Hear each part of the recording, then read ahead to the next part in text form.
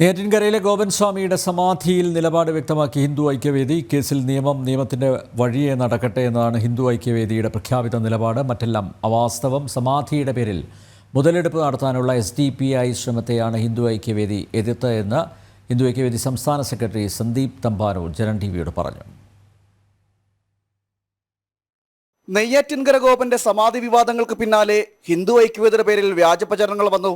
ഇതേ തുടർന്നാണ് വിശദീകരണവുമായി ഹിന്ദു ഐക്യവേദി രംഗത്തെത്തിയത്. ഗോപൻ സ്വാമിയുടെ മരണത്തിൽ വസ്തുത പുറത്തു വരേണ്ടതുണ്ട്.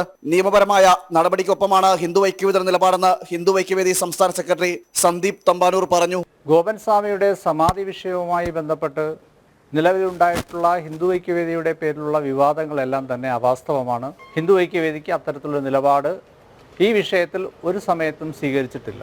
ഹിന്ദു ഐക്യവേദിയുടെ പ്രഖ്യാപിതമായ നിലപാട് ഇക്കാര്യത്തിൽ വിവിധ കേന്ദ്രങ്ങളിൽ നിന്നിട്ടുള്ള പരാതികൾ ഉയർന്ന സ്ഥിതിക്ക് നിയമപരമായ നടപടികൾ സ്വീകരിച്ചുകൊണ്ട് മുന്നോട്ട് പോകണം എന്നുള്ളതാണ് ഹിന്ദു ഐക്യവേദിയുടെ നിലപാട്. വിവാദങ്ങൾക്ക് പിന്നാലെ പവിത്രമായ സമാധി എന്ന സങ്കല്പത്തെ കളങ്കപ്പെടുത്തുന്ന തരത്തിൽ തീവ്രവാദ ശക്തികളുടെ നേതൃത്വത്തിൽ വ്യാപക പ്രചരണമുണ്ടായി. ഇതിനെയാണ് തങ്ങൾ എതിർത്തതെന്നും ഹിന്ദു ഐക്യവേദി പറഞ്ഞു.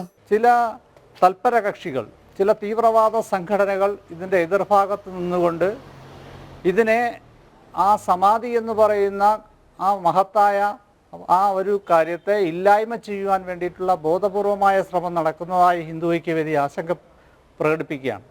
അത്തരത്തിലുള്ള ഏത് നീക്കത്തെയും ചെറുത്ത് തോൽപ്പിക്കപ്പെടും എന്നുള്ള കാര്യം കൂടി ഇക്കാര്യത്തിൽ സൂചിപ്പിക്കുവാൻ വേണ്ടി ആഗ്രഹിക്കുന്നു.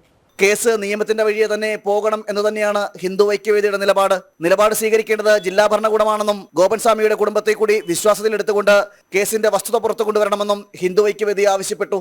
ജനം, തിരുവനന്തപുരം.